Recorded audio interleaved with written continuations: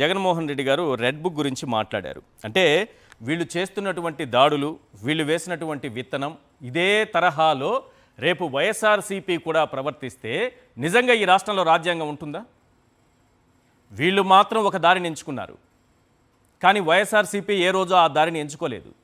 విమర్శలకు ప్రతి విమర్శలే, అంతకుమించి రాజకీయాల్లో మరొకటి ఉండకూడదని కోరుకుంటోంది. కాబట్టి ఇప్పటికీ రాజ్యాంగం కాస్తైనా సరే ఈ రాష్ట్రంలో, ఈ దేశంలో అమలు అవుతుంది అనుకోవచ్చు.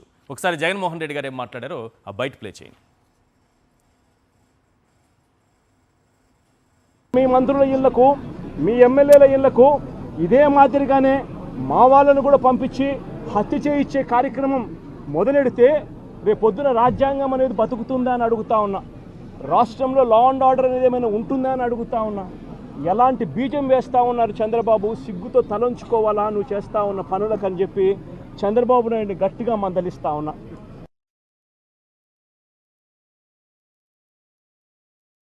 మీ మంత్రుల ఇళ్లకు, మీ ఎమ్మెల్యేల ఇళ్లకు ఇదే మాదిరిగానే మా వాళ్ళను కూడా పంపించి హత్య చేయించే కార్యక్రమం మొదలెడితే రేపొద్దున రాజ్యాంగం అనేది బతుకుతుందా అని అడుగుతా ఉన్నా. రాష్ట్రంలో లా అండ్ ఆర్డర్ అనేది ఏమైనా ఉంటుందా అని అడుగుతా ఉన్నా. ఎలాంటి బీజం వేస్తూ ఉన్నారు చంద్రబాబు? సిగ్గుతో తలంచుకోవాలా నువ్వు చేస్తూ ఉన్న పనులకు అని చెప్పి చంద్రబాబు నాయుడిని గట్టిగా మందలిస్తూ ఉన్నా. జూపుడు గారు, చాలా అనుభవం ఉన్నటువంటి రాజకీయ నాయకులు మీరు. విమర్శలకు ప్రతి విమర్శలు కామన్గా కనిపిస్తూ ఉంటాయి రాజకీయాల్లో. ఒకరు కౌంటర్ ఇస్తే దానికి ఇంకొకరు కౌంటర్ ఇస్తూ ఉంటారు. కానీ ఒక మాటని దానికి కౌంటర్ ఇచ్చిన తర్వాత, లేదా ఆ విమర్శకు ప్రతి విమర్శ చేసిన తర్వాత ఆ వ్యక్తిని చంపాలని ఇంటికి 100 మంది గూండాలను పంపించడం అనేటటువంటిది ఏ రాజ్యాంగం చెప్పింది? ఏ రాష్ట్రంలో అయినా జరుగుతుందా ఇది? సరే, ఇది చాలా బాధాకరమైనటువంటి అంశం. రెండవది, ప్రత్యేకంగా ఒక సుదీర్ఘమైన రాజకీయ పార్టీ అని చెప్పుకునే తెలుగుదేశం పార్టీ, దానికి తోడుగా ఉన్నటువంటి మిగతా 2 పార్టీలు ఒకవేళ అదే విధంగా ప్రవర్తించదలుచుకుంటే ప్రజాస్వామ్యం అనేది ఈ రాష్ట్రంలోనే ఒక ప్రశ్నార్థకంగా మారుతుంది. రాజ్యాంగాన్ని గౌరవించాల్సినటువంటి నాయకులు రాజ్యాంగబద్ధంగా కాకుండా ప్రజాస్వామ్యాన్ని కూని చేసే పద్ధతిలో వాళ్ళు వెళ్తున్నప్పుడు, మీరు ఇందాక మన చంద్రశేఖర్ రెడ్డి గారు ఒక మాట చెప్పారు, న్యూటన్స్ థర్డ్ లా, ప్రతి చర్యకు ఆపోజిట్ ఈక్వల్ రియాక్షన్ ఉంటుంది. అవును. సో అదేవిధంగా జగన్మోహన్ రెడ్డి గారు ఇందాక అన్నటువంటిది, ఇదే విధంగా మిగతా పార్టీలో లేకపోతే పార్టీగా ప్రతిపక్షంగా ఉన్న మేము మా కార్యకర్త చేస్తే రాజ్యాంగానికి మనం ఏం గౌరవం ఇచ్చినట్లు? అంటే మీరు అధికారంలో ఉండి రాజ్యాంగబద్ధంగా పరిపాలించాల్సిన నాయకులు, కూటమి ఇంత దౌర్భాగ్యంగా మీరు ప్రజాస్వామ్యాన్ని కూనీ చేసే మార్గాన్ని ఎంచుకుంటే అసలు ఎవడు కాపాడాలి దేశాన్ని, ప్రజల్ని, రాజ్యాంగాన్ని, ప్రజాస్వామ్యాన్ని? ఒక క్వశ్చన్ ఈరోజు బయటకు వస్తాం. ఒక విషయం చెప్పండి, ప్రసన్న కుమార్ రెడ్డి గారి ఇంటి మీద దాడి జరిగింది కదా, దాదాపు 100 మంది గుండాలు, టీడీపీ గుండాలు లేరు కదా. నిజంగా ఆ సమయంలో ఆయన ఉంటే ఆయన చంపేసేవాళ్ళ? ఖచ్చితంగా. అంటే చంపేస్తారా, లేకపోతే చంపిన తర్వాత ఆ ఉద్దేశంతోనే వెళ్ళారా వాళ్ళు? సార్, ఆ రోజు వెళ్ళినటువంటి వాళ్ళందరూ కూడా తర్వాత చాలా డిస్కషన్ జరిగింది. ప్రసన్న కుమార్ రెడ్డి గారి ఇంట్లో దాడి చేసి, ఇంటి మీద దాడి చేసినటువంటి వ్యక్తులు ఎలాంటి వాళ్ళు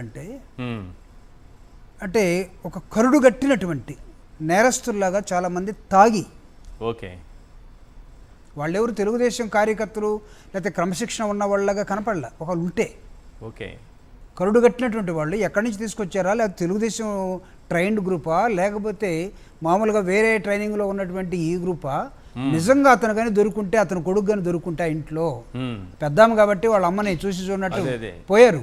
అప్పటికి వాళ్ళ పని మనిషి ఆ రోజు మాట్లాడింది, తెగబడతారని భయమేసింది. రోజు జగన్మోహన్ రెడ్డి గారు మాట్లాడుతుంది. ఎస్, ఆ పని మనిషి మాట్లాడింది, నన్ను కూడా చంపుతారని నాకు భయం వేసిందయ్యా, నేను పని మనిషి అని చెప్తే నన్ను వదిలేశారు. పైన పెద్ద ఉంది, పెద్ద ముసలాం కాబట్టి ఆమె వదిలేశారు. నిజంగా అతను ప్రసన్న కుమార్ గారిని వాళ్ళ కొడుకు కానీ ఉండుంటే వీళ్ళు ఏదో ఒకటి చేసి వెళ్ళిపోయారని ఆవిడ ఆ రోజు వాళ్ళలో ఉన్నటువంటి కర్కసత్వాన్ని చూసి కళ్ళారా చూసినటువంటి పని మనిషి చెప్పినటువంటి మాటలు అవి. ఈరోజు ఇంత దుర్మార్గంగా ఒక ఎమ్మెల్యే, మాజీ ఎమ్మెల్యే ఒక ఇంటి మీద దాడి చేసి ఇంట్లో ఉన్న సామాన్ల మొత్తాన్ని, కింద పైన మొత్తాన్ని, అంటే ఆ కసి, ఆ కోపం అనేది ఆ వస్తువుల మీద చూపించారు. అంటే ఎంత దారుణం అంటే, ఈరోజు నాకు తెలిసి జగనన్న వచ్చేంత వరకు ప్రసన్న కుమార్ రెడ్డి గారు అవన్నీ ఉంచుంటే బాగుండేది. అసలు ఆర్కేస్లాగా కనపడేది.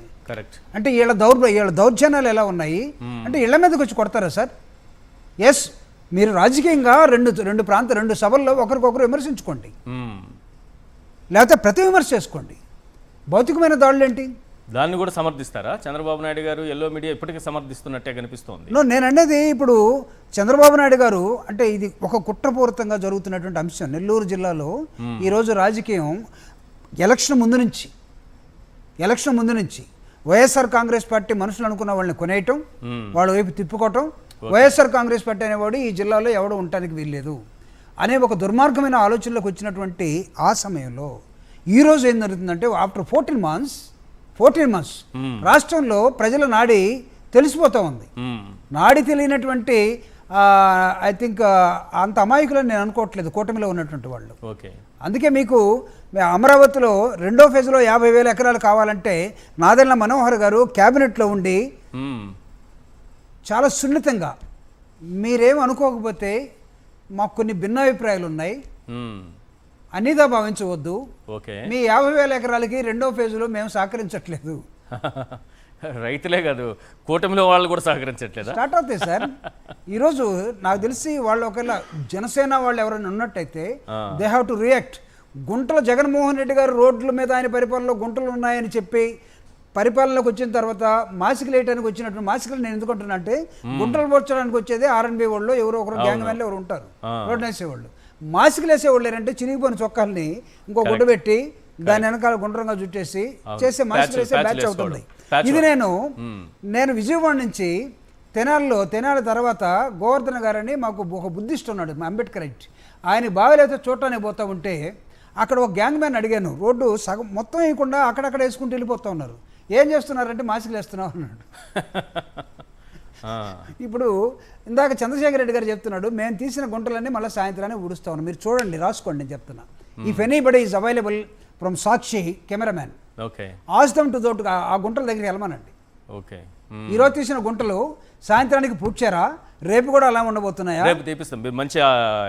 చూడండి సార్, ఎందుకంటే ఎవరైతే చెప్పారో ఎవరైతే ప్రొక్లైనర్ తీసుకొచ్చారో అంటే జగన్మోహన్ రెడ్డి గారి కోసం వాళ్ళు చూశారు సత్యనపల్లిలో ఆ గుంటలను కూడా మీ పార్టీ కూడా అలాగే పెట్టుకుని ప్రచారం చేయాలి, ఈ గుంటలో కూటమి పడబోతోంది అనేది.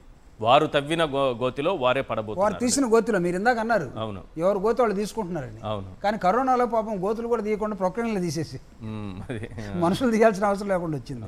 సో ఇప్పుడు వాటిని విజువల్స్గా మీరు చూస్తే నోబడి విల్ టేక్ రెస్పాన్సిబిలిటీ అండి. ఇప్పుడు ఎట్లా అవుతుంది, కూటమిలో రెస్పాన్సిబిలిటీ తీసుకునే వాళ్ళు ఎవరు లేరు. సో ఈ అంశాల మీద చర్చలు జరుగుతున్న నేపథ్యంలో జగన్మోహన్ రెడ్డి గారి కోసం సత్తెనపల్లిలో పొలాల వెంట పరిగెత్తినటువంటి కేడర్ను చూశారు, అభిమానం చూశారు.